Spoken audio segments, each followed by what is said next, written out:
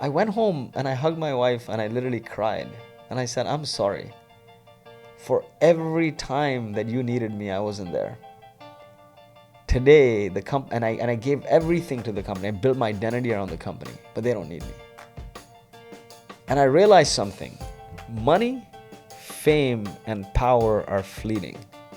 The only thing that remains and matters is your family, your health, your relationships, the impact you create in the world. And so I always maintain this. If you chase power, you destroy relationships. If you chase money, you make very short-term decisions. If you want to build something lasting, you got to focus on impact. And the biggest impact thing in my life was my family. Hi everyone, welcome to the Superhuman Switch, a mind, body, business empowered podcast for high achievers guaranteed to switch your superhuman levels on. I'm your host, Saf. Today I'm joined with Lloyd Lobo. Lloyd, thank you very much for the push-ups before the podcast. It was a smart way to start. I'm trying to catch up. It's been a while. I didn't put that much of strain. I'm more into powerlifting, a little bit of the cardio. But Lobo is an inspiration in the startup world, let's say, but put it this way, with a software engineer and passion for community building, which is really amazing. More than 15 years in the US and Canadian startup scene, and recently you moved to Dubai. You co-founded Boast AI and Traction, which is also a community-driven kind of a startup. So welcome to the show. Thanks for having me. Man, it's amazing. You are a podcast guru, by the way, so I'm on my edge now. So I'm really excited to carry on with this conversation. And I love that we started with push-ups. I recently read a study where this Naperville High School, they implemented something called 0-hour PE, where before students even came into first lecture or even opened a chapter of the book or a page of the book, they made them work out. Lift weights, run on the treadmill against themselves. Sweet. And that school transformed into one of the top schools in the world with some of the highest physical and educational rankings. Sweet. Right? And so there's no mental activity, there's no brain function that exercise doesn't improve. And so working out before you do any activity is a good thing. And so I'm glad it brought us in a positive mood. I'm hyped now, so I need just to finish and we continue the working out. But again, Lloyd, it's been a pleasure because we connected through LinkedIn, and when you visit Dubai, we had the chance to catch up. And it's amazing to follow each other on the LinkedIn and seeing your journey. I would love to hear a little bit of your story, because you moved to Canada and recently you posted really something that had kind of like emotional touch to it. How you moved from Kuwait to Canada. So I'll start with this one, but feel free if you want to have like proper introduction, I make it free. But this topic I would really dive into before we carry on. I think it's a great way to start. And I was an 8 or 9-year-old sitting on this rickety broken bus going from Kuwait to Baghdad to Jordan on the highway of death. All the buses were bombed and everything. And there was no certainty of life or death. I wasn't sure what's happening. My parents weren't sure if we're going to reach safely, if any of us are going to live or die. The currency was invalid. Yeah. But there was one thing that was constant on that bus. People were playing the guitar, people were singing. And that day I realized that life is not about the destination or the journey. It's about the companions that matter the most. You could be on a crappy journey on the way to hell, but great companions make it memorable. Great companions can impact your mental health and your physical well-being. Toxic people around you will destroy your health, right? They'll add to your stressors. Yeah. They will add negativity to your life. True. But positive people will uplift you, put you in a good mood. And if you look at that, right, sometimes the best places, the most expensive or the most exquisite places on the planet mean nothing if you have no one to share them with. But the most mundane experiences become meaningful if you share them with friends, with people that care about you, right? Since I moved to Dubai, almost every week, somebody or the other is visiting from the United States or Canada, entrepreneurs. And one of the things we do is we go to Jumeirah Beach and we have the late night karak at Philly. And that's that's the most mundane thing you could do. But it brings such positive energy and a smile on everyone's face, drinking that saffron tea, right? True. And so it doesn't matter the destination or the journey. What matters the most is the companions. And that's been a very big guiding light of mine. I was born in Kuwait, and I have this very bad habit. I procrastinate a lot. I'm a productive procrastinator. So I'll have a bunch of things. I do many things. I have a high functioning ADD person. Okay. I have many projects on the go at a time. And so I'll procrastinate on one and I'll do something that's more fun.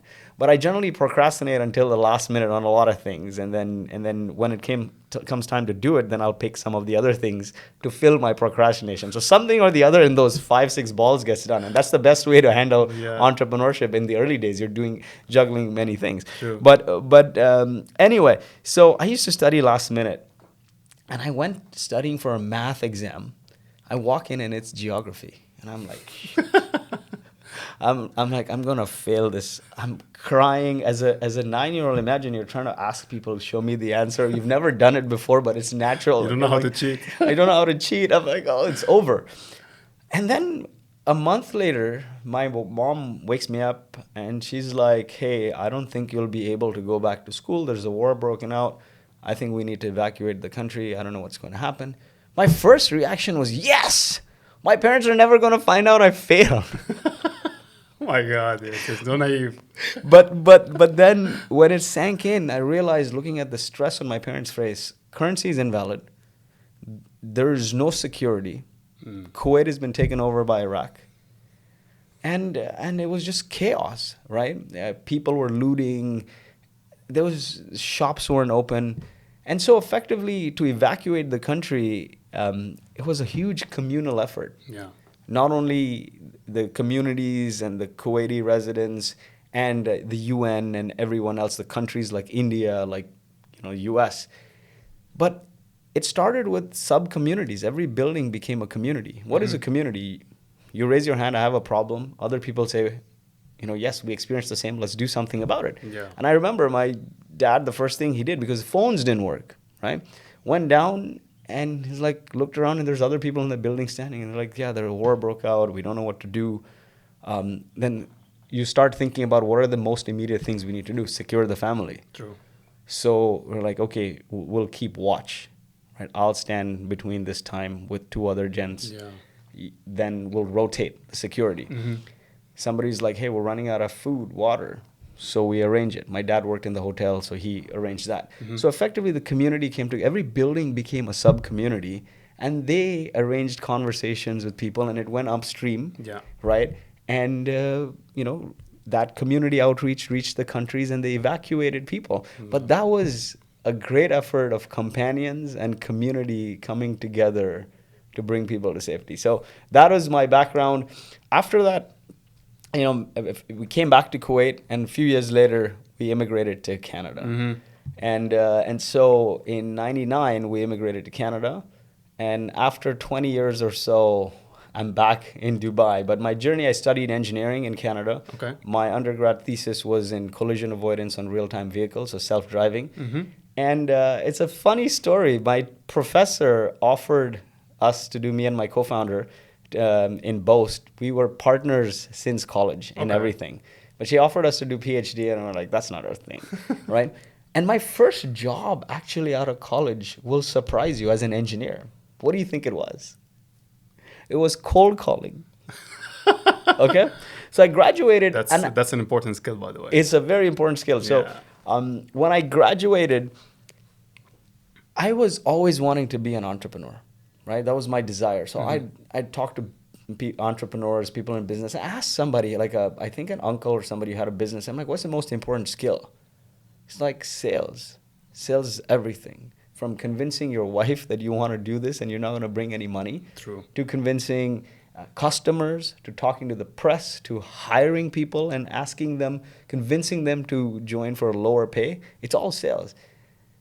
So my first job was in sales. It was a tech company, small tech company that sold programmable logic controllers. The oldest form of AI, right? If this, then that, controlling manufacturing facilities. I joined in technical support because they didn't think I had the sales chops as a new engineer. Yeah.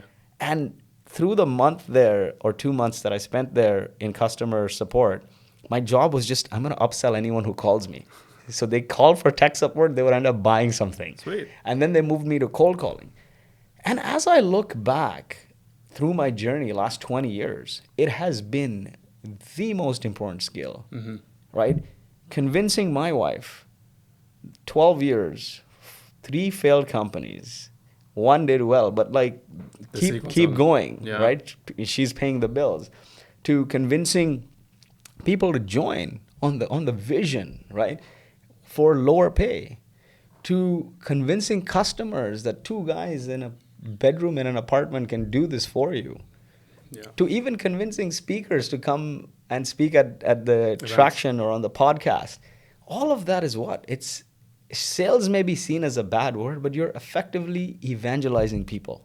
True. Right? And so I think that was the most important skill. And so graduated, worked in sales.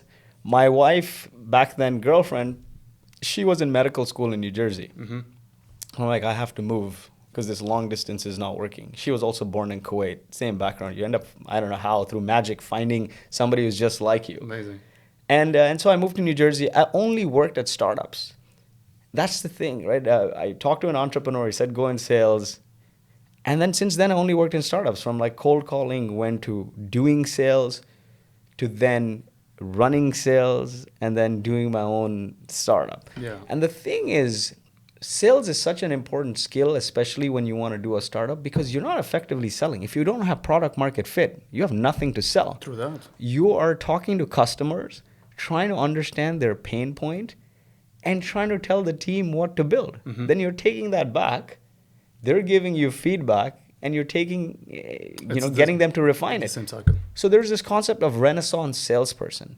What happens a lot of the times is startups, they say, I built a product, now let me find somebody to sell it. Never works that way. As a founder, if you can't convince 5, 10 people to buy it, nobody can. Absolutely. So a renaissance salesperson is that early salesperson who has a founder mindset, who's part salesperson, part product manager, right? They're going out there, they're trying to sell, but you don't have anything. So they understand customer needs and in a consultative way, bringing it back. Yeah. Right. And so my first job after the cold calling experience, I joined a startup in New Jersey, small company, and they're like, sell this. Right. It was selling software solutions to supply chain companies, Tiffany, Armani, etc. The problem is they didn't the things they were trying to sell, they didn't really have. Right? They had a basic product, but they didn't really have. So when I would go there, effectively, I'm trying to understand their pain points and then bring it back this is what we need to build. That's a nice feedback loop. That is a great experience. Yeah. Because that experience enables you to be a founder because that's what you're doing. Right? And then it came up that, we built this, now we need a website. Right? Now we need to do marketing collateral. So I end up taking it on. I think when you're in your 20s and especially in 30s, you got to optimize for 2 things. Never money. It's skills. What can you learn? Right? So what are the skills you can learn if you ever want to be a founder? Selling is an important one. Any sort of go-to-market, any sort of product, any sort of customer conversations, take it on, right? Learning to grow. A lot of people build it and assume they will come. Yeah. My philosophy is sell shit, then build it, right? If you have a customer base, it's easy to build. This is where you iterate and improve. Yeah. Exactly, because it's not hard to build, especially in 2023 when there's no code, low code platforms. That's true. What is hard is to get an audience, right? If people are happy, if you are able to convince people to try it out, at the very least, you can do some manual things on the back end, Wizard of Oz. Correct. But you can't reverse engineer an audience when you've spent months building a product. So that was a big learning from that time. And so, as I was learning sales in the early days, there were just 2 very important books. I don't like reading. I like doing. Okay. And so if I say I read 2 books, it's a very big thing. Okay. So the 2 books that helped me sell better, one is called How to Win Friends and Influence People by Yeah. Dale Carnegie. Great book. I read it every It's so a often. foundational book, yeah. And you know, selling is a lot about building relationship and connection with your buyer, and building that bond. And so that is a very good foundational book. And another book I read was by Neil Rackham called Spin Selling. And Okay. that spin selling has been very, very formational for me as a founder, because SPIN stands for situation, problem, implication, and need payoff. It's a questioning framework. Okay. So when you talk to somebody, you ask them situation questions. Then they ask them, as a result of that situation, what problems they're facing. causing. Yeah, and then what are the implications of that problem? And then need payoff. If they had a magic wand, how would they solve it? Understand the pain points and they deliver on their needs. Exactly. And that's this framework. In the early days, I never thought I would apply it, these selling techniques. But How to Win Friends and Influence People helped me build the community. It's built on the principle of the only way to create abundance in your life is to go and help other people. Give before you get. So, you know, Love this. my whole life was about building community. And the spin selling in the early days, you know, when we had no product, we did this company called Automatically, me and Alex. It was a chatbot built on top of Zendesk. This is 2013. What? There was Yeah, no it's word Zendesk. called, there was no, Zendesk was barely known. Chatbot was not, yeah. No, chatbot wasn't a word. The interface, I kid you not, as I talk back, is like the intercom, you know, the chat interface. 2013. It failed because we couldn't make the tech work. I wish I had the foresight. We would have stuck around till now. We'd probably be pioneers, True. right? But Alex had the idea that, you know, customer service agents are inundated. And what if we could build some automation that responds like a real human, right? By looking at their past queries. Okay. And this spin selling framework was so helpful because we said, how do you validate the idea?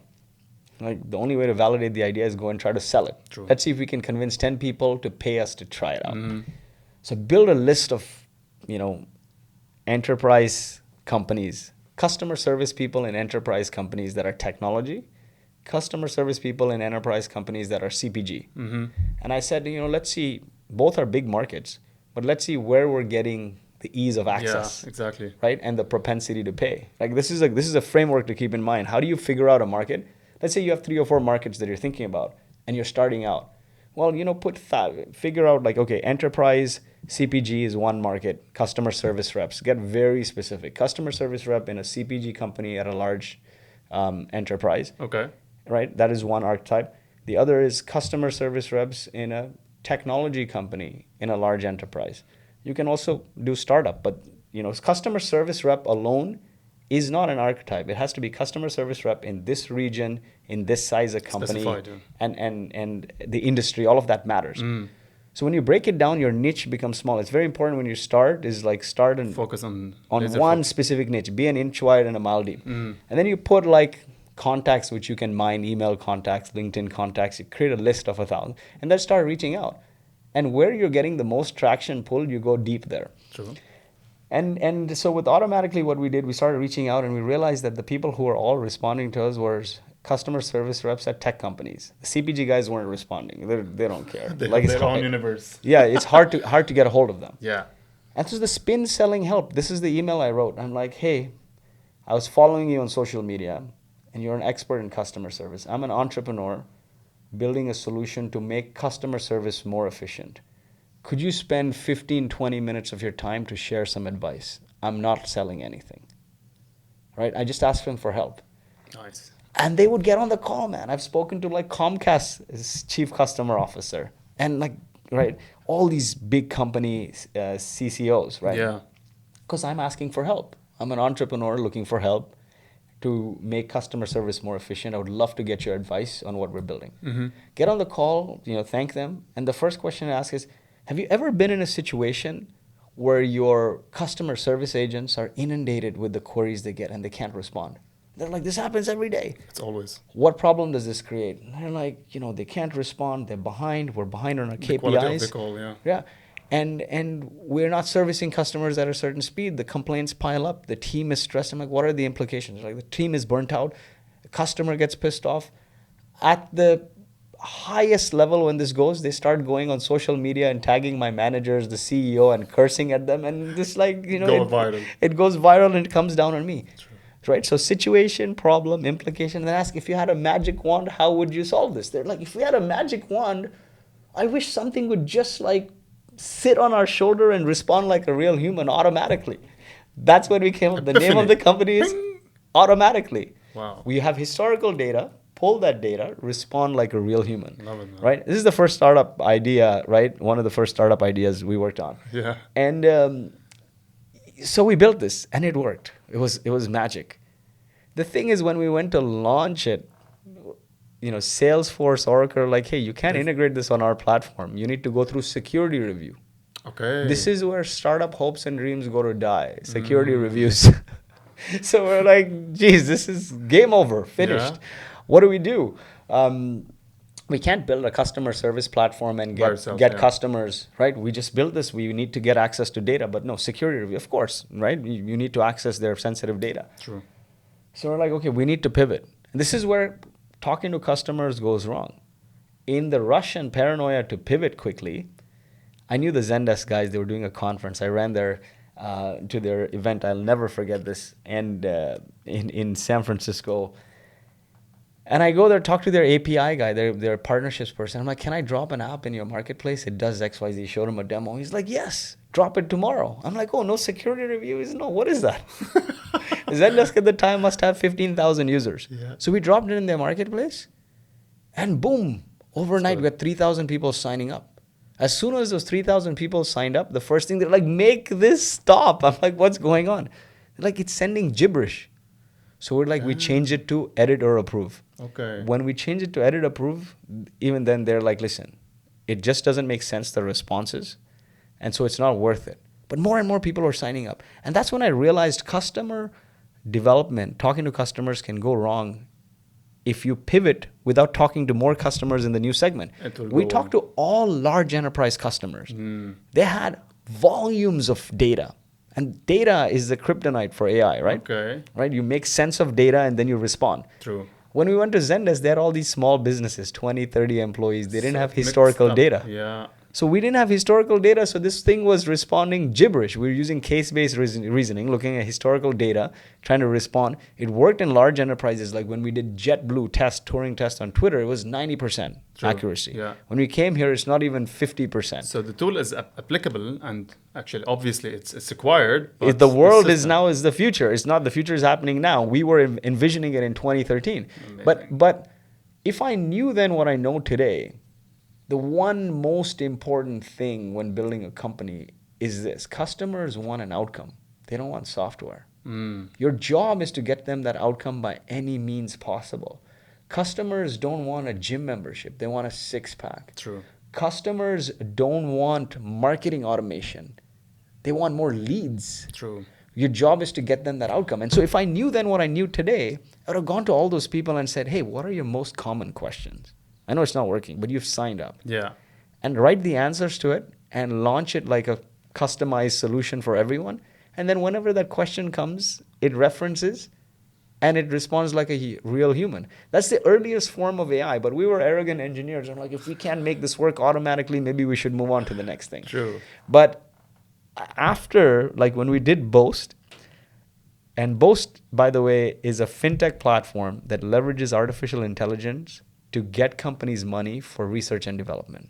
Okay. It's essentially creating a new asset class in a way because everyone lends for everything else. And this lending is supported or backed or securitized by government funding, government tax credits. There's billions of dollars, trillions of dollars in government funding in US, Canada, Australia, New Zealand, UK to fund businesses for doing R&D and innovation, basically developing new products, improving existing products.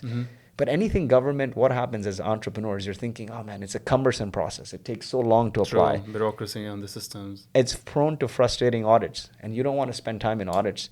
And then it takes a long time to get the money. So we said we'll streamline the application process. As a function of automating that application process, the audits got easier and almost vanished. So we were bulletproof. We were like almost 100% accuracy in getting them the money. Okay. But still, it took a long time to get the money because government takes a while to process. At least, but the audit part has been Yeah, covered. the application and audit part got automated. And so we said, you know what? We know this money is going to come. We just don't have certainty on how long it would take. Or from the first dollar you spend on R&D, you have to wait a year to even apply. So we said, we know our process is accurate, our systems are accurate. So we raised a $100 million fund to lend them money for the money they would get eventually from the government, because people want money now. Okay. Right? But backed, supported by AI. But the early origins of this was what? Talk to customers, get them, say we have technology or we're building technology, but do it very manually, right? Sales. Customers want an outcome. True. So when you're saying I'm giving you money for R&D, what do customers want? They don't want a piece All of this administrative stuff. Administrative stuff. They want that offloaded, but what is the ultimate goal? They want money in their account. True. So our job was to do that. And then you realize, the best way to build a business is actually do things manually, right? And as you do things manually, you'll realize, what do you need to automate? What do you need to eliminate? What do you need to delegate? You cut the fat. You cut the fat. You understand the journey, right? The journey, what are the jobs you need to do? What are the tasks within those jobs? What are things that you can automate and delight the customer with? Yeah. And then you can work on that journey. If you look at any service that's done manually, ultimately to automate it with AI, it's 4 things. You're collecting data, so data collection. Yeah. You're normalizing that data. Sometimes it's all zeros and ones, it's numbers, but sometimes it's text. You're normalizing it so it's all on the same page. Then you're analyzing that data to see trends and things like that.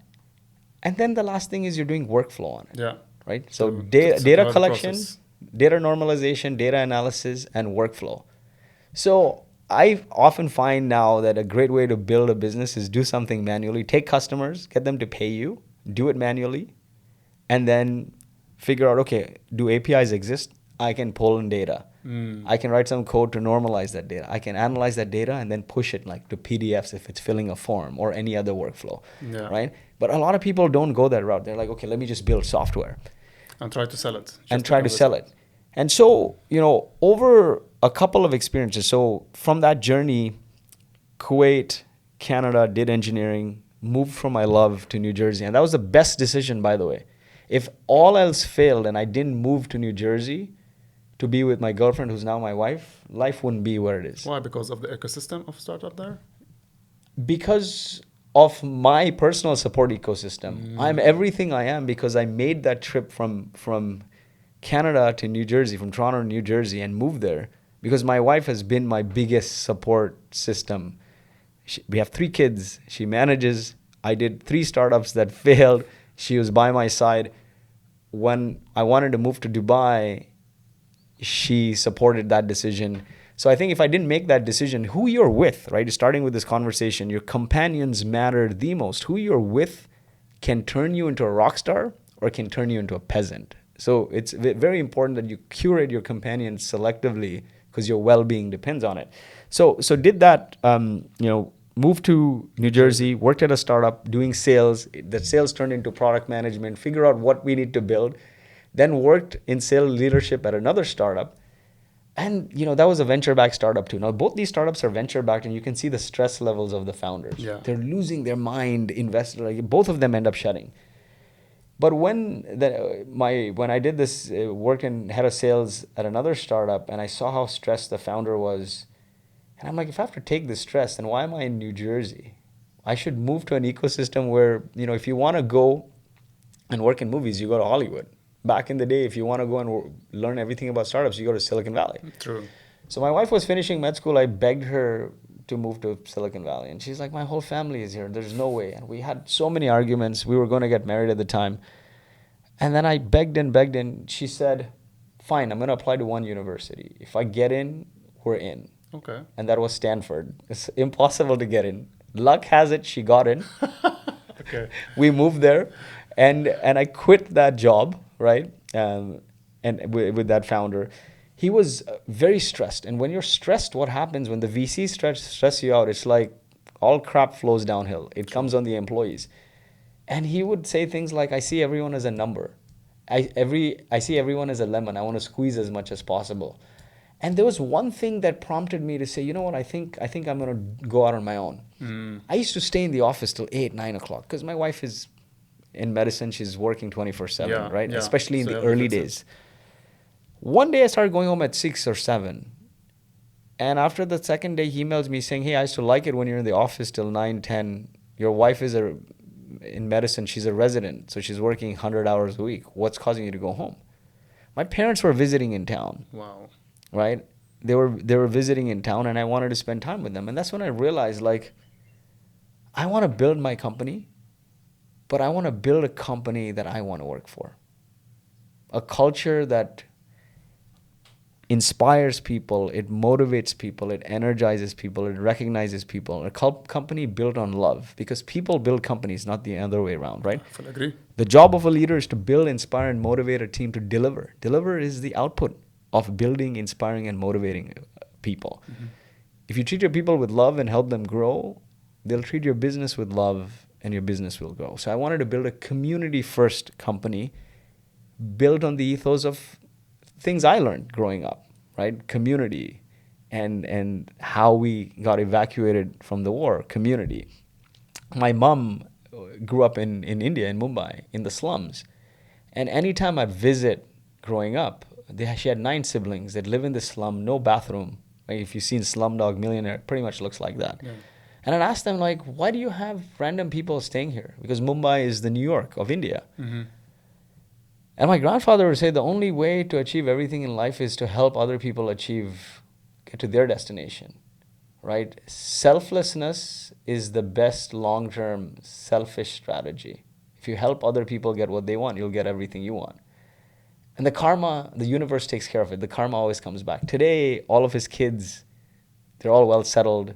And I feel I am here today because of the karma generated from the community that my grandfather created, right? And so, my parents took that further, building community, helping other people. And so even me, I'm everything I am today because while building these companies, I was building Traction. Traction is a nonprofit community of 100,000 founders. We host events, meetups, all this content. And the way we came up with it is in the early days when we were building our own startup, we were like, we're lost. Like, I don't know what to do. I don't know how to get my first 10 customers. And I can ask. But I'm like, in the process of asking, I'm acquiring knowledge for myself. What if I also share this knowledge with other people? So we started doing meetups. We had access to other founders. We'd invite them to do meetups. One meetup, 10 people showed, the next one 20, the next one 30. One day, 200 people showed up in a co-working space. And they're like, guys, you can't have this. So they're like, you got to take this out. So then we turned it into a conference. That turned into weekly, two live webinars a week, podcasts. Impressive, man. And it's a function of, they say when one teaches, two learn, right? Like, I'm already interviewing these people. And by interviewing them, I'm getting free advisory because I'm like, what's the best way to get advice from like the smartest people? Interview them.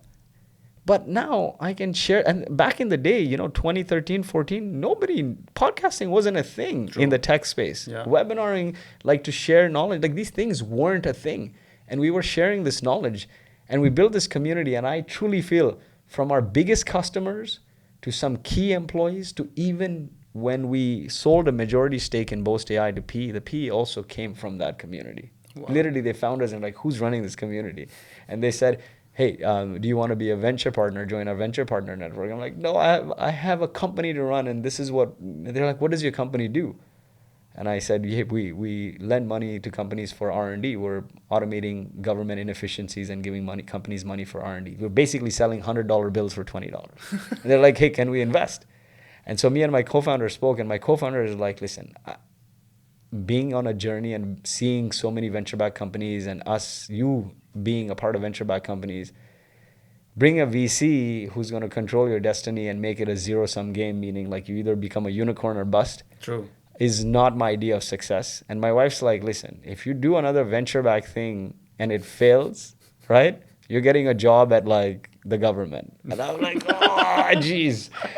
So we end up doing a deal where we said, listen, the only way you can get a spot on our cap table is if the money is going in our personal bank accounts. And because we had bootstrap, we were able to sell 52, 53%, cash out some early employees. Sweet. and still maintain between me and my co-founder almost 40% of the company and still stay on the board. Yeah. Not many founders Play are this, in that play this card, yeah. play this card, because by the time you raise your first institutional round, you've given 20%. By the time you raise the third or fourth, It goes to 5. yeah, right. You've raised, like, you've given 40%, and especially in this market, no VC will let you take any money. So you keep pouring in, and if growth stalls, Yeah. company, like, if you can't be a unicorn, everyone is disinterested, because the way the VCs invest is they don't do this math that, hey, I have $100 million fund, I'm going to invest 10 in this company will return 30. They don't do that math, right? They're like, it's too much. They invest in every company like it's going to return the whole fund. True. Right? Just one metric, the ROI. That's it. How much? And the multiplier. Every company needs to return the whole fund. So what happens if you're not growing 2x, 3x? They start to, spend less time with you, and eventually they'll write you off. Right? And so that journey, right? So moved to New Jersey, worked at a couple of startups, and it was like, the culture sucks, because all venture-backed, venture money eventually creates stress, because when you have money, you have to spend it. If you're spending it and you're not growing, you're going to have a lot of investor pressure. True. So I said, we want to build a company that we want to work for. She said, the only university I'm going to apply for is Stanford. Get in. We're in. Moved to California. She is making $35,000 like as a resident, or $40,000. We're in San Francisco. I have no money. Lost the job. Unemployment. And we started the first business. And we started a second one and a third one. So, like, we did a bunch of things in parallel while building this community. Yeah. And automatically failed. Then I did a company called Speakeasy, which was an AI sales assistant. It was incubated by Bessemer Ventures, worked out of their office. Okay. There we launched with 10,000 users, but like the users were churning because there was no niche. There was no ICP. There was all kinds of people using it. Okay. That failed. That ran out of money. Then did an events company. I'm like, I need to pay the bills, right? So did an events thing called Cloud Factory. Okay. And the third partner there ran away with $250,000 in profits. And then we had to sue him. And the lawyer fees, after the lawyer fees and everything, we barely got $50K back in installments. Wow. And then you just burnt out, man. You're like, geez, like, next. Everything is falling apart here. Your wife's paying the bills. You look like a moron. My parents, her parents, they're like, dude, like, what are you doing? And then Boast was a journey in itself, right? Bootstrapping, imagine you're doing everything yourself. Yeah. So no time for family, You didn't nothing. seek any outfunding. No funding. Just the model was get customers, do the work manually, with the profits, build technology. Don't invest in anything that is not getting customers or delivering on customers. Yeah. No fat. So that means I'm like, okay, what are the things I can do myself? What are the things my co-founder can do himself? So I took job. took on all marketing ourselves. Marketing was literally community building, and then we hired some salespeople who in the early days would just go to our events. And then scaled from there, and we got lucky during the pandemic when this deal happened, and we sold a majority stake. And I often say, a lot of people, they will tell you that I'm self-made. Self-made is the biggest bullshit in the history of business, right? It takes a village, it takes a community, from your family to the people you seek help with. I love this. So remember people on the way up, because if you don't appreciate it on the way up, you're going to meet the very same people on the way down, right? And so luck is a big part of it. So think about it. If I hadn't done the deal during the pandemic and waited now, because sometimes you say, I'm worth more. I would be crying right now. I wouldn't be sitting in Dubai. So it's very important before you start a company as founders to align on values. If you don't align on values going in, things will fall apart always later. And so what that means is write down, what is my personal definition of success? How much money do I want in the bank account? How long do I want to run this company? Is there a version of this company I don't want to work for? Do I want investors? What kind of investors align with my values? What happens if I don't raise money, right? Those are important things, because the world can be a moving target for you. And sometimes you hit the goal and you're like, you know what, this is not a version of the company I want to work for. So I'm out. I'll do the next thing. True. But it starts with what's your personal definition of success and how much money you want in your bank account. Because if you write those things down, then you know the math. If I raise VC money from the beginning, I'm not optimizing for that. Mm-hmm. I'm optimizing for someone else's definition of success. And so that is a very important thing. The second framework I learned over failures, because you learn more from failures. Yeah. And you learn everything actually from failures. Success doesn't teach you anything, right? It just teaches you to keep going, right? And it gives you this high, like it's like you're on drugs. And then when you take it off, you're lost. Failure teaches you everything you need to know in life. And one of the things I realized is founders were over optimistic, which is great, but we're not focused. And focus is everything. So startups are built in stages and phases. You don't have to boil the ocean. Do one thing at a time. You have an idea. Let's say it's B2B. What is the first thing you need to do? Validate the idea. What is validation? Can I get 10 customers to pilot with me or pay me or make some investment to try it out? Yeah. So you're talking to hundreds of people. You're not building a website and you're not running ads. No. Pick up the phone, leverage your network, cold email, get 100 people to get 100 people to talk to you. So maybe you have to reach out to 500-600 people, and maybe 10 people will pay you to try it out. Simple. I'm an entrepreneur working on this problem. I saw your tweet, I saw your message, you're an expert. Can you spend some time with me for some advice? Yeah. Right? So you have validation. What is validation? It's a problem solution fit. Meaning they have a problem, they think your solution can solve that problem. True. They raise their hands, they're going to try it out. The next phase is product market fit. Product market fit is saying, now, I tried you out when I had the problem. Every time I have that problem, I'm going to keep coming back to your solution. Mm-hmm. So the lagging indicator, the success metric of product market fit is retention. They don't leave. But a lot of people say, okay, let's focus on retention. They forget the leading indicator. The leading indicator of retention is engagement. Mm-hmm. Are they using the product every week? Continuously. And a lot of people say, you know what, I have annual contracts.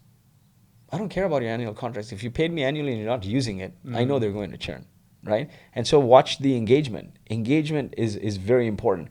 I had interviewed one of the earliest product managers at Pinterest, who's now a VC at Benchmark. Okay. And she said, if you're growing users who don't complete the core action of your product, it's the empty calories of growth. It feels good, but it is not good for you. If you're not growing users who are completing the core action of your product, meaning engaged users. So what is the core action? Core action of your product, it means this product would not exist. Your company, your startup wouldn't exist if people weren't doing this action. So what is the core action of YouTube? It's not consuming content, it's uploading content. If people weren't uploading content, YouTube wouldn't exist. Engagement, right? It drives engagement. True. So you got to figure out when you're doing a company, first step, what is your core action? What is the one thing you want people to do? If they don't do this, there's no purpose of this. Mm-hmm. The second thing is retention. So engagement, retention. How do you fix a retention problem? And this is from the conversation with her, is you incorporate something called mounting loss and accruing benefits. Mounting loss is the more you use the product, you have this affinity to it. You're tied to it. The more you would lose if you were to leave. Yeah.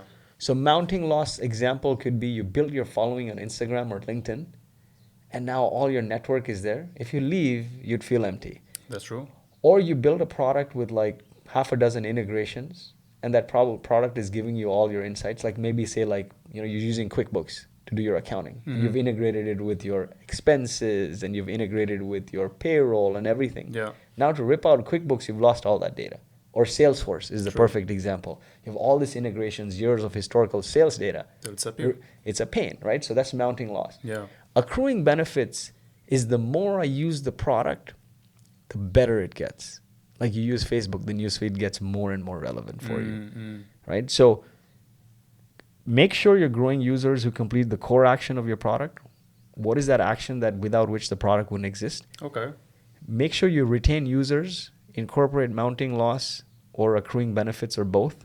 And the third thing in building a big company is virtuous loops.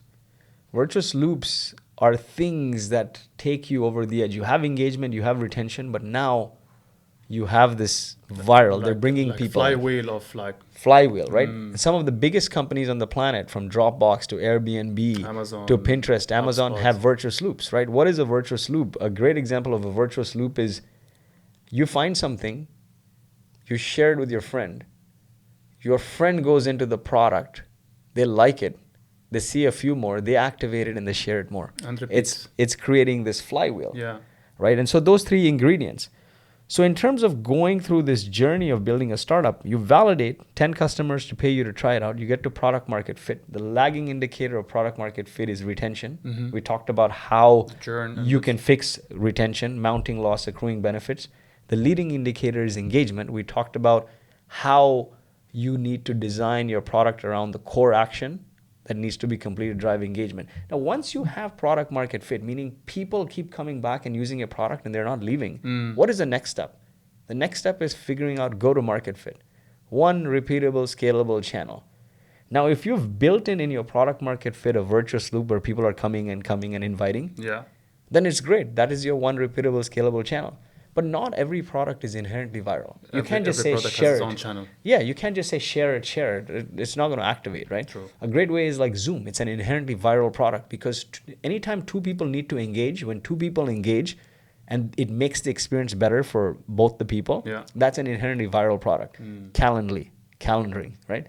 You sign up, it puts a schedule, you're reminded, then you're like, okay, I'm going to sign up for Calendly, share it with 10 people. True. The product becomes better as a function of multiple people engaging. Zoom, the same thing. Same thing, true. But there are many products that sharing is meaningless. Sharing is just promoting the brand, but it doesn't make the user experience better. So in that case, is designing that kind of shareable virtuous loop might not help you. But then you got to figure out your go-to-market fit, right? What is it? Is it sales?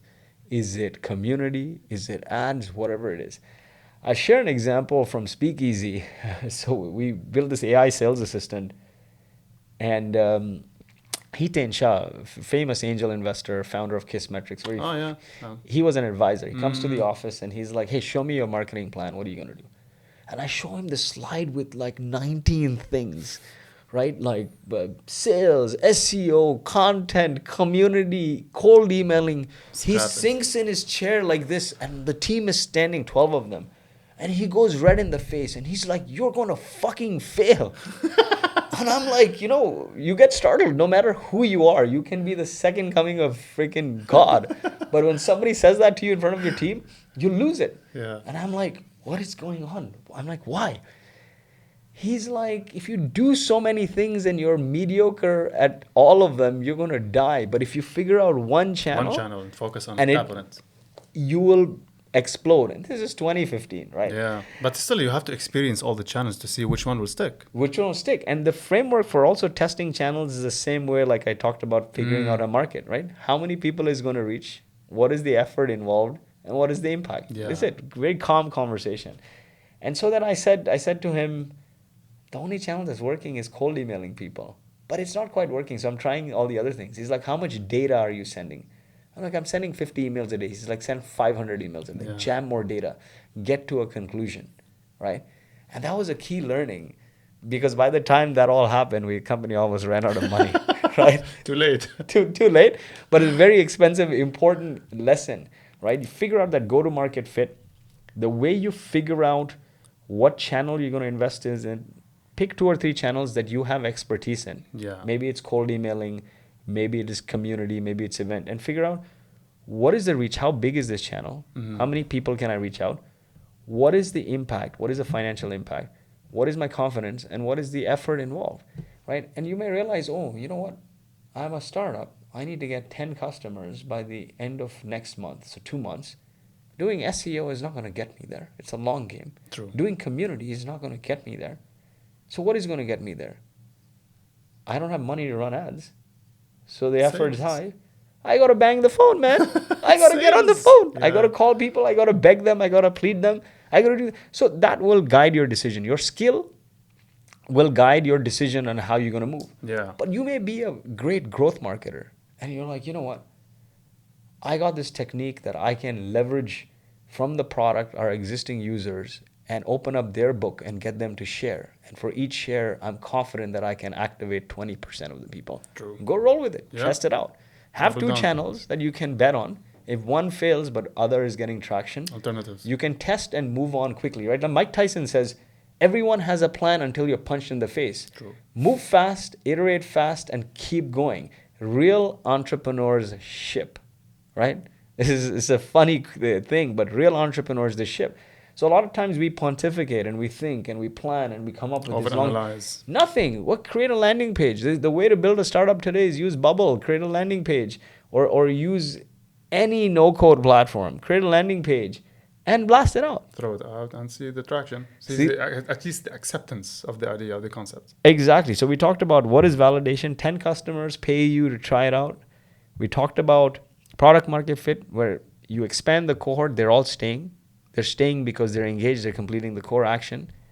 The product's getting better the more they use it, or the more they use it, their life depends on it. Next is you figure out one scalable, repeatable channel. So you're going deep in that channel. True. And you're getting most of your customers through it. Some Lineage. customers may come from different ways, but this channel is working This is very the core. deep. The other are like contingencies. Contingencies. And the last phase then is scale. At scale, what do? You spend 75% putting fuel on the fire. That one channel, that one customer, that one product. 25% of the time you test new things. Mm-hmm. But what a lot of founders do is they get to scale and they drink their own Kool-Aid. They're like, now, oh, you know what? I can add a new product.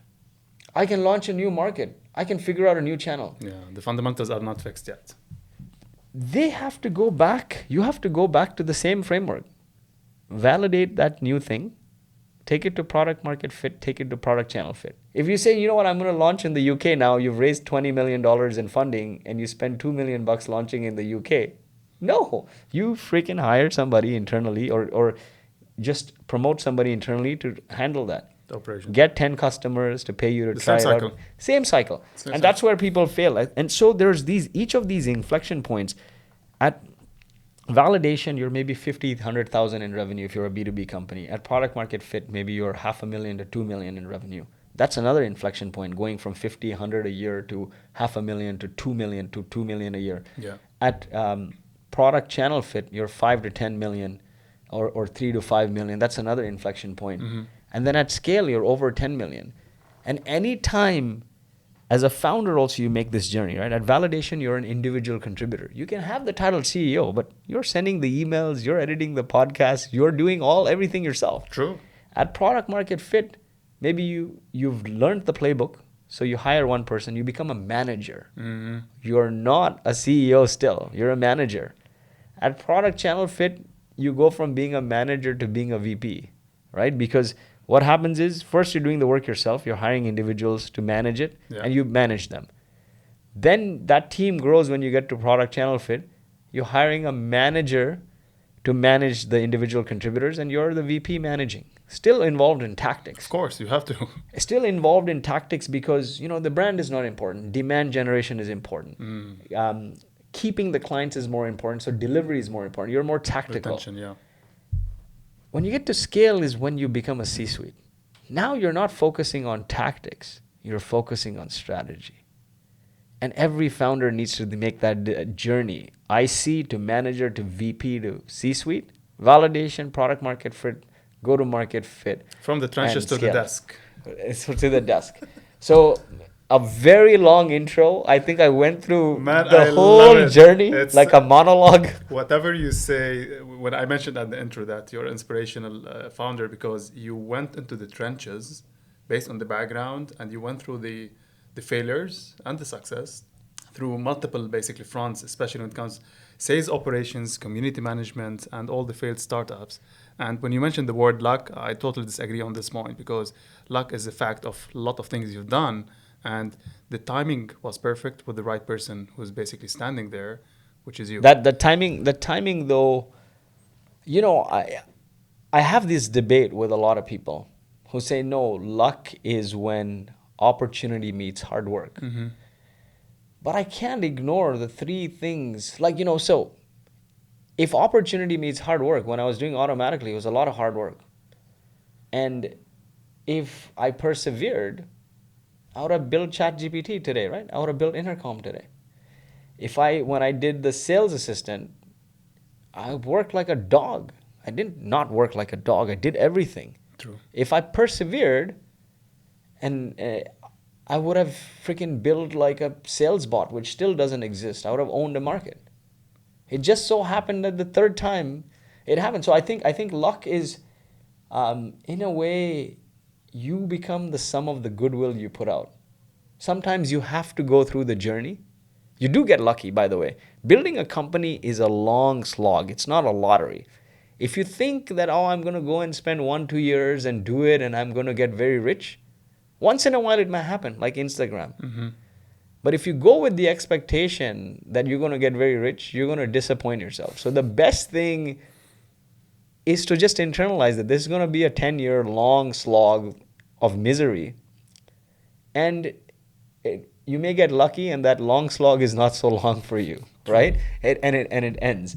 And so for me, this journey, what happened during the pandemic is we did this conference, and just before the pandemic, or around the pandemic, when things were on again, off again, Yeah, we did an not clear. event. Investors came, they expressed interest in investing. We said, and they were like a growth equity PE type firm. We said, we don't want money on the balance sheet. The only way we'll sell a part of the company is if you cash a portion of our equity. And we're like, there's nobody else on the cap table. It's just the founders. Mm-hmm. So that deal happened. Now you look at it, my life feels like a video game. Everyone's life feels like you're always leveling up. My wife got into medical school in second year of undergrad without MCATs, without entrance exams. She was bright. I was a bumbling idiot, right? Somehow got into engineering, and that's a very interesting story. Finished engineering. First job was cold calling, engineer doing sales. Nobody understood it back then. Yeah, right? exactly. 2013. My in-laws are like, don't marry this guy. This guy is a loser. He will never amount to anything, right? And so my wife took a big bet on me, bet on love. We've been dating since our teens. I was her prom date. And so that PTSD from my mother-in-law saying he'll amount to nothing drove me, right? Every time she said he'll amount to nothing, or, he's not making money, I said to my wife every day, I will retire at 40. I don't know how it's happening, but I'm saying it. And I believe in this law of attraction. This famous Shah Rukh Khan, right, the Indian movie actor, he says the saying summarized is, if you really want something, put it out to the universe. If you really want something from your whole heart, the universe will strategize to bring it to you. It's the law of attraction. And Manifestation. I would say it, and the actions.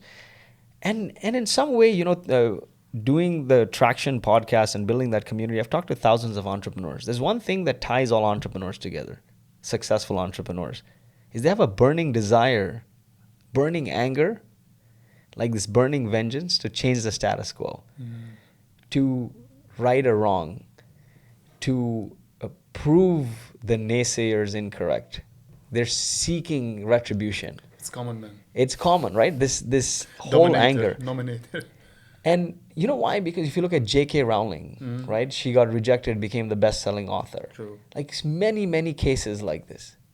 Anger is a big driver for change. It's Happy fire. people don't drive change in a big way. Angry people drive change. When you're pissed off, you want to change something, right? And so I was pissed off that, she was a naysayer. My mother-in-law never amount to anything. Never amount. My wife's a doctor. She's paying the bills. One failed. I'm like, no, I got to do another one. Another failed. Then did this events company. After the third one, when I'm like, dude, we did a very successful event. All the big CEOs showed up. And then like the guy runs off with $250,000. He's like, it made no money. At that point, you're like, forget it. Nothing can go right. But still persevered and went on, right? And so when this PE deal happened, I was happy. I'm like, all of a sudden, the company is valued. I made money. I made more money than I ever knew money existed. I was like went from being piss poor to seeing some money. And through that time, though, I became very disconnected with the family in building these companies. My wife was managing the family. I spent no time with the kids. I'd never see them. Through this deal time, I spent all the time and energy on this. And it was COVID times, and my wife's like, nobody cares about your family doesn't care about doing one vacation a year. We care about how much time you spend with us day to day without using the phone, right? And I'm like, listen, I don't have time for this. When the deal goes through, we'll take everyone to Bora Bora, or dream destination. The deal went through, all right? And think about it. Like, there's a key learning here. The deal went through. I came into some money. booked everyone to Bora Bora, my sister's family, my mom, dad, wife, everyone. Before we went on the trip 2 days, I got COVID. It was Omicron. And I woke up unable to breathe. My oxygen level was dipping, rushed to ER. I was on oxygen. That trip didn't happen. I'm sitting there in the hospital, and my wife is crying. She calls my co-founder and starts crying. And I panicked. Already you're delirious, your oxygen levels are low, you're in so much Yeah. pain. I had bilateral COVID pneumonia. My lungs were shot. And I'm like, crap, man, if I die today, this PE deal mattered nothing. I didn't spend time with the kids. My wife would always say, stop and smell the roses. You can't eat an elephant like, In all one at bite. once. You got to do it day by day. Nobody cares about your vacation. The kids care about how much time you spend. And I was crying in the hospital. I'm like, dude, if I die, I didn't do right by my family. In this desire for vengeance to prove my mother-in-law wrong, I went on this journey that like completely disconnected me from family. And so I said to myself, if I'm alive, I will spend more time with family. Now I came back from being sick. Obviously, I was a single point of failure in the sense I did marketing, I did partnerships, I did product. So my roles started getting replaced. Yeah. In that span, though, when he came back, we ended up hiring like almost 100 people in 6-8 months. And I got busier. I hired big company executives and all of these things. Yeah. Right? Obviously suggested by the PE guys, want to bring adult supervision, Yeah. I guess, right? Big company people. And it was chaos. And my daughter comes to me late summer and she's like, Dad, everything you said when you were in the hospital is a lie. You said if you could go back in time, you would spend more time with us because all this doesn't matter. So why are you working so much worse? Like you gotten worse. And I said, listen, we went from like 30-ish people to 130 people and there's chaos and need to manage it and need to make sure everyone, like the company is set where everyone can have a good life. And she says, Dad, why don't you go and work for somebody who thinks like you so I can have my dad back? And man, Shocking. I felt like I got hit by a truck.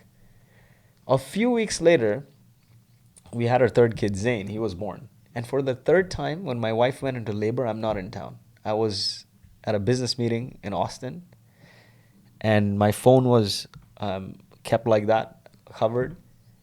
And a few hours later, I look at the phone, and there's like 20 missed calls. I'm like, damn, what happened? I call, and my wife's friend says, where are you? Like, your wife's gone into labor, and again, you're not here. It's now late at night, so I had to take the first flight out, connection, go back to San Francisco from Austin. When after the child was born, I started having some disagreements with the leaders that were hired. Mm-hmm. Right? I'm a startup guy. I'm a pirate. When you're a founder, I'm a 0 to 1 guy. It's a 0, I can take it to 1. Startup founders are pirates in the early days. What are you doing? Sticking elbows out to get loot. You're gonna work on the structure. Yeah. Eventually, you get to a point where you need to go from being a pirate to a navy. Navies scale countries, capture countries, pirates get loot. Mm-hmm. But if you don't get loot, you can't figure out how to get a country. I love this analogy. Right? Makes So sense. a lot of it is process and scaling to the nth degree, and that's not joy for me. For me, the joy is, and I look back and my journey was get our first customers, define the first go-to-market strategy, define the community model, define like reselling through partnerships, go to a new market, all those new things. And as you scale, it's like, now let's go deep. So it wasn't fun. So I was having these disagreements, and the board said, hey, you just had a kid, you're just coming off of COVID, a lot of stress in your life. Why don't you take a paternity leave? To a founder, saying take a paternity leave is like Insults. is an insult. Right? And so I went home and I hugged my wife and I literally cried. And I said, I'm sorry. For every time that you needed me, I wasn't there. Today, and I gave everything to the company. I built my identity around the company, but they don't need me. And I realized something. Money, fame, and power are fleeting. The only thing that remains and matters is your family, your health, your relationships, the impact you create in the world. And so I always maintain this. If you chase power, you destroy relationships. If you chase money, you make very short-term decisions. If you want to build something lasting, you got to focus on impact. And the biggest impact thing in my life was my family. And so over the course of the months, I got really depressed. Here's the thing, for a founder, no matter how good the financial outcome is, leaving your baby is still leaving your baby. It's like saying, I'm going to buy your son. I'm going to pay you like $10 million. Were you going to be happy? You may do that deal, but you're not going to be happy, right? Like, you're going to get depressed. And so, leaving the company, not being on Slack, not being on email, I lost my identity. I built my identity around this company, podcasts, press, media. All of a sudden it wasn't there. So I was getting depressed. Plus, I live in San Francisco Bay Area. Neighbors are VCs, founders, execs. It's like, when are you going to do the next thing? It was driving me crazy, man. And I was just going down this rabbit hole. And so I started partying, drinking. My health got worse. And my wife would always say, by doing this, you're just killing yourself. And by killing yourself, you're killing your family. And then a friend recommended talk to a therapist, a shrink, and I went from like being at a record high to record low. Like, the high when you come into money, company's valued, record low, you're not there anymore. And then coming back higher than I ever was, right? And I talked to a shrink and I'm like, listen, the last 12 years was like a video game. My mother-in-law was the boss. I had to slay the boss. I only would hear that he'll amount to nothing, right? And I would tell my wife every day that I'm going to retire at 40. 3 startups came and went. Boast did well. I kid you not, man. If you ask me in the summer, I would still say I'm going to retire at 40 to my wife. The deal happened the week of my 40th birthday. When I say this, I get goosebumps. Wow, I didn't know that. Literally the week of my 40th birthday, the wire hit the bank. And this is madness because for 12 years, my wife will say, he said every day I'm going to retire at 40. So I told my wife, listen, you don't have to work if you don't want to. And she's like, listen, I'm glad it came true, but I'm a doctor. I'm not going to give up my profession because of this. And so, there's this thing about manifestation, right? So what happened is you valued money so much. Then you get COVID and you almost die. Then you go into this chaos. You're no longer in the company. And not only left the company, but then, when you come into money, you invest in the market. And the market also fell. So money ceases to have any meaning because I'm like, True. I went from COVID, the Bora Bora trip didn't happen. My life changed, but not in a way that I thought, in a materialistic way. It changed because I became one with myself and my relationships. And the market also fell. So, most people, angel investing has gone down. Why? Because people are not as liquid. They invest in the market, True. right? And so I came to the realization when I talked to the shrink that he made me walk through this. He's like, how valuable is the money? And I'm like, it's not. It's the impact of proving the naysayers wrong. He's like, okay, your mother-in-law made sense. Right? And you proved that you're worthy for her daughter. True that. And I'm like, but now I want to prove these guys wrong. I'm going to build $1 billion company. I'm going to bootstrap it. Right? Prove the P that, yeah. And I'm like, that's the next bigger boss I want to slay. And he says to me, how's your relationship with your kids and your family? And I'm like, it doesn't exist, man. And then he's like, what are the things in the last year that gave you the most happiness? List them out. And I started writing them down, and none of them had to do with money. Wow. It was family, it was trips, it was time spent. He said, detail out specifically. Don't talk about, I went to Paris. Talk about what you did. And everything I outlined was family, was friends, was that. And none of that cost money. And so when I hit this rock bottom, when I went from being piss poor to coming into wealth to then seeing the market crash and everything, I realized all my life I chased success looking for happiness. Success finds you if you're in a happy state of mind. What is success ultimately?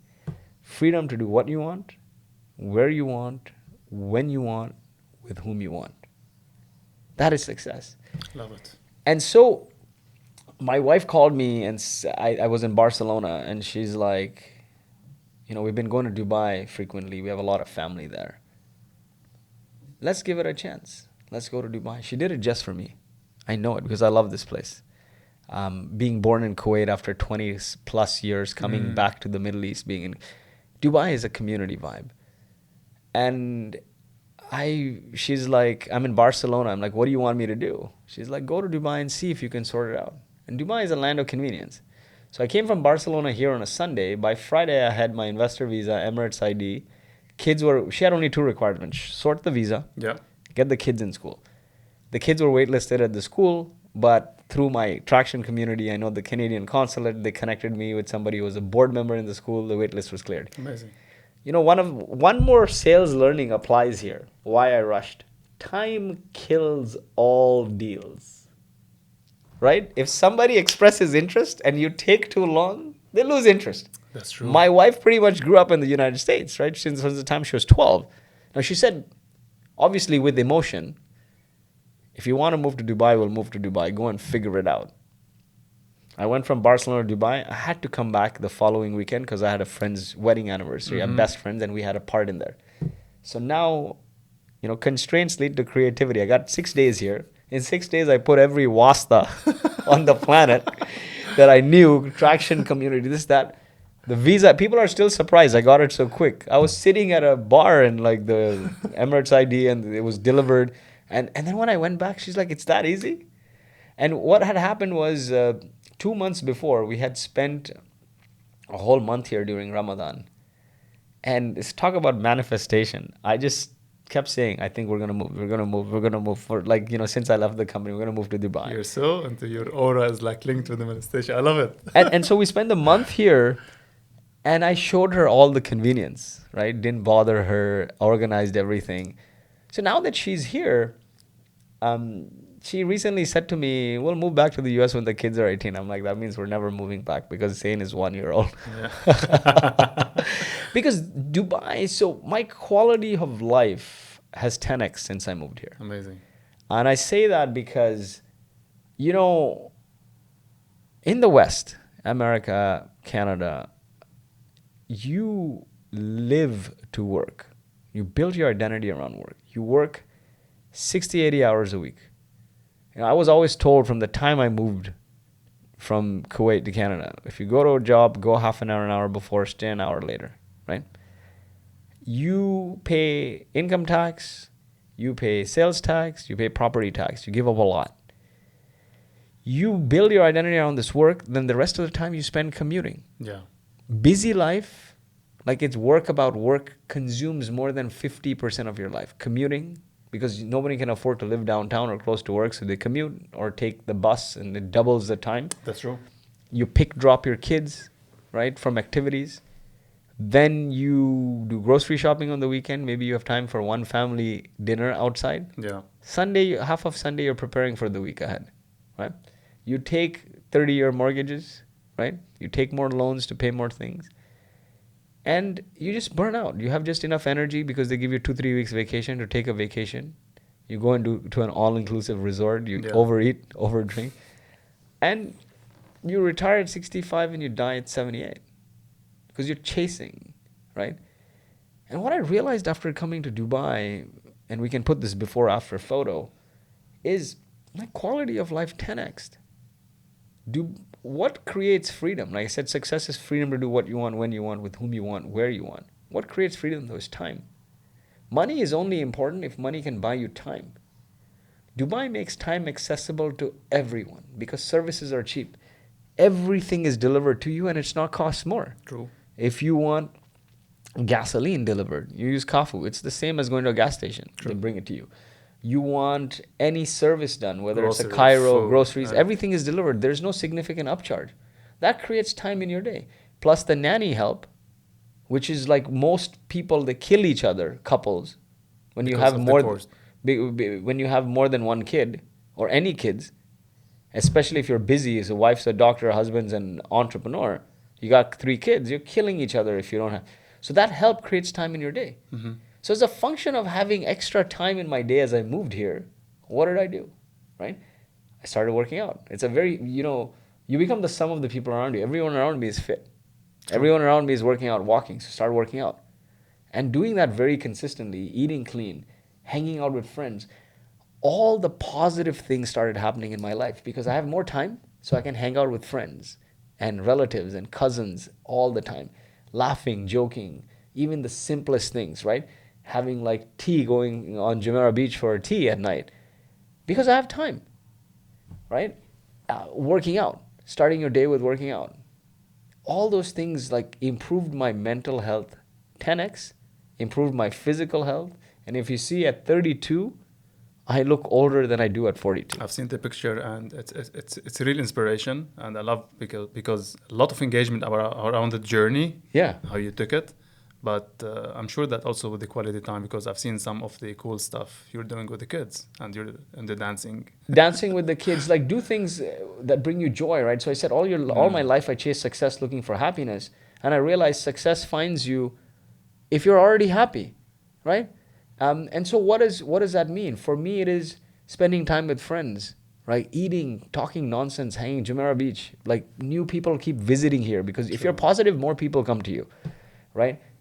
Watching my kids do stupid things, dancing, right? Taking walks with my wife. Like those things create helping other people on their journey. So I spend my time advising and spending time with family. And that creates abundance and happiness in your life. And ultimately, that's what it is. There's the story of the American businessman who went to Mexico and he saw this fisherman. It's a very famous story. He sees this fisherman. Okay. And the fisherman, like, he brings a bunch of fish and he's like, oh, how much fish do you catch in a day? He's like, just enough to feed my family and pay the bills. He's like, what if you spend 5 more hours fishing? Instead of fishing for 3 hours, you fish like all day. He's like, oh, I'll catch double. He's like, then you could expand the business and then you could go international with it and you could start a fishing company and you could be a global conglomerate. And then he's like, then what? And then you retire at 65. And he's like, then what? And then he's like, you can then spend time fishing for a few hours and sleep the rest of the day. And he's like, that's what I'm already doing. That's what I'm already doing. So I think one of the clear learnings getting into 2023, not only for me, but for a lot of people, Yeah. is don't design your life around your work. Design the life you want to live and then build your work around it. Because, and the second most important learning through all of this, if you take away none, is life and business is a marathon. It's not a sprint. When you sprint in a marathon, you die, right? And so self-care is not selfish. It's the only way you can create value in the world. So take care of yourself. If you don't take care of yourself, you will not be able to take care of your business or your family. You're useless. I was fortunate to survive. Fortunate that my wife didn't leave my house, right? And fortunate, you might not be. Man, I don't know what to express, because I remember when we first met and you told me briefly about the journey, but I'm really inspired now by far that when you went into through the details and you have an abundance of knowledge in the startup. For later, we're going to have a discussion, hopefully, once your book is out. It's another chapter for sure. But Lloyd, I cannot thank you enough. It's like you did not even allow me to ask any question because you really inspire me. Like, I don't know how to end this shit. But I cannot thank you enough, man. It's really cool. Thanks for having me, man. Here's the problem. When you invite another podcaster, is like, I'm not waiting for questions. No, that's the point. But this is very significant because I was trying to even improve my listening skills, and of course the podcast can help you in that. So when you allow yourself a platform to speak out your story, it's a total different level, which I totally understand. That's why I allowed you to. Thanks. It's really amazing. I feel like a diva here. It's always a pleasure, man. Seriously, it will not be the last one. I can assure you that. It's as long as you're staying in Dubai, and obviously you are. But I'm here for the long haul. Dubai has improved my quality of. I'm in the happiest state of mind. Amazing. And I tell my wife we're living Malibu or Beverly Hills life for like a tenth of the cost. Amazing. Right? And ultimately you're smiling. You don't have to pretend to smile. That's true. That's right? true. Yeah, it's. I've been here since 2006, of course, with the ups and downs, but I'm super grateful, and we met amazing people, and I know a lot of amazing people that are really considering moving here because all this kind of like environment, as you said, with the not I would call it conveniency, but accessibility, where you can free your time to do something more beneficial and to have an impact. I find myself laughing and smiling a lot more than I was, I when told I you was when doing the I startup. told you before we start, from the first time I met you till today, big jump. When was actually 2 3 months? Yeah. 4 or 5 months ago, I think 4 5 months. last when I I moved think last August, September. exactly you were during the transition. Yeah.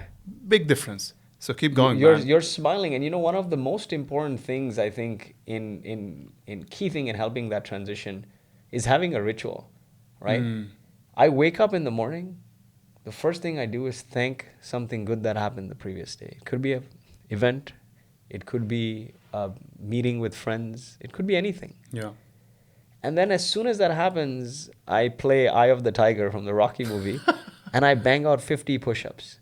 When I do that, or the max I can do, right? Some days it's less, some days it's more. Okay. By that time, I'm, thankful and I'm pumped. So the next thing I can do is just, while I'm energized, I go to the gym, go outside for a walk or anything. And working out before you start your day and being thankful for the greatness in your life, the glass being half full, is the best ritual I could have. My wife would always say, the glass is half full. She's like, you're crying over here that you're no longer in the company, but you're still on the board. You own almost 20% of it, and you sold the rest. We can move anywhere. How many people are in this position? Yeah. And I'm like, you know what? It took me back to what my mom used to say is everyone is going through a journey you know nothing about. So be kind and be thankful, right? Like Love it. somebody's your pain is somebody else's blessing, right? And so think that through. And so when I think about it now every day, I say I'm just blessed, man. I'm just blessed. We've had a hard journey. Other people have seen it harder. And so when you think of that, you're like, these are all first world problems. Wow. Okay. And one of the most respected founders I've interviewed is Sridhar Vembu, Zoho's CEO. Okay. When they were 5-6 million in revenue, a big VC offered them a term sheet. And he read the term sheet and he said, I don't want to take this term sheet. Standard VC term sheets have a 7 to 10 year liquidity clause. You have to exit. I've seen the details of this one. Yeah. Yeah, and everyone wants an exit. It's fair. But he's like, I'm married to this company. I don't want to sell. And they said, this is standard. We can't remove it. He's like, then I don't want your money. He said, you're turning my money down? He built $1 billion company. Not billion, it's a multi-billion-dollar company Yeah. because it's $1 billion in revenue. And he said to me, I hung out at his office. He spoke at our conference in Vancouver. Very simple, humble guy. I got a call saying somebody's trying to come into the conference room. I don't think they're a speaker. And I go back there. He's dressed very simply, so they didn't think he's a speaker. Then he invited me to his office. I spent a couple hours with him. And he said, after a little bit, few million, money ceases to have its value. Like, what may happen between a few million and tens of millions? Maybe you take a private jet. Maybe, if that's your thing. But really, your kids are going to the same school as the top guys, and you're eating and drinking the same thing, unless Yeah. you're living in excesses, right? So money seems to have its motivating factor. So what is your deeper purpose in life? And he said, there's inequality in this world. It's the job of the private sector to solve it. And so he created something called Zoho University. He brings kids from underprivileged backgrounds who can't afford to go to university. And he gives them a stipend and living allowance to go through that university. And when they graduate, he gives them jobs in Zoho. That's And he's like, this is the job of the private sector to solve it. So as I think of what's next, we built this massive community called Traction, 100,000 Yeah. entrepreneurs. We have a book coming out on community-led growth, secrets behind iconic brands and raving fans. The theme there is brands of yesterday were built on what they told the world about themselves. Mm-hmm. Brands of the future will be built on what the community says about them. Okay. If you look at it, yesterday's innovation always becomes today's option and tomorrow's commodity. Absolutely, yeah. The GPS to the cell phone, right?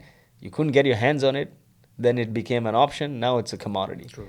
But if you build a community, you won't become a commodity. Harley Davidson almost went bankrupt in the 80s. They rebuilt around the community of ethos of community. Now you can recognize a Harley fan anywhere you go. Absolutely. Right? You start with an audience. How do you turn that audience into a community? When your audience comes together, without you in the room, it's a community. When the community comes together to solve a big problem, it becomes a movement. And when the movement has unwavering faith in its purpose, it becomes a cult, right? CrossFit is a cult. They don't shy away from saying that. And all the YouTubers have an audience. How do you turn your audience into a movement, into a cult, into a community? The book is about that. And then I think after that, my journey is, I would love to be in a position where I help entrepreneurs who would otherwise never succeed by giving them resources to build and scale companies, right? Like a studio for ideas, for big ideas that never see the light of the day by passionate entrepreneurs who don't have access, underprivileged. Yeah. So that would be something. I wrote this down in my journal 20 years ago, 15 years ago, or when I started my entrepreneurial journey. After when I come into some success, I want to end my life with this purpose, turning bums into Bill Gates. And the other day I was going through it and I saw that, and I'm like, well, maybe I'm on the path to doing that. This will be the tagline of the company. Traction Studios, turning bums into Bill Gates. But there's the reason for that was, so I look back at that note. I think it was a conversation I was having with somebody, and I wrote bums to Bill Gates. And the other day it jogged my memory. And the idea from that came about when the Gulf War happened. We left, and then we were in Al Ain for a bit. And my dad used to be an executive chef at a hotel at the Radisson in Kuwait. It was partially bombed. No European chef would come. They convinced my dad had this affinity to the community. Yeah. So he came back to set it up. And he couldn't get chefs. He couldn't get cooks. He had to build a team of 70. So he found people who were cleaners and like khaddam and all these people. And he trained them to be cooks and chefs. And they built a very well-renowned hotel in Kuwait with 7-8 F&B outlets. And many of those people that he worked with, they now have restaurants in Europe, in India, all over the world. Amazing. And they always send me notes thanking me that, your dad bet on me when I had no skill. I didn't even have the education. And I turned into a chef. I turned into a cook. I turned into a pastry chef. And so, as I was narrating that is when I wrote down bums to Bill Gates. And so I think this is a great purpose, right? Great things happen when you have a great purpose. Absolutely. Right? It's not about optimizing for the nth dollar, but it's about doing things that drive impact. And the only way to do that is pick things that impact, that create value for other people, not just yourself. It's somehow a legacy that you kept, and this is what's really inspiring about what your dad did actually after the war. I think it led you to this position now, that this is basically your driving force or the purpose, just to make sure that you have an impact. But it's really inspiring. Thank you so much, man. And we rambled a lot, but it's a book for me. It's like I have a lot of amazing stuff you can extract from this discussion, Lloyd. It's really amazing, and I didn't realize that if the background, of course, with the hardship and all the journey that you went through.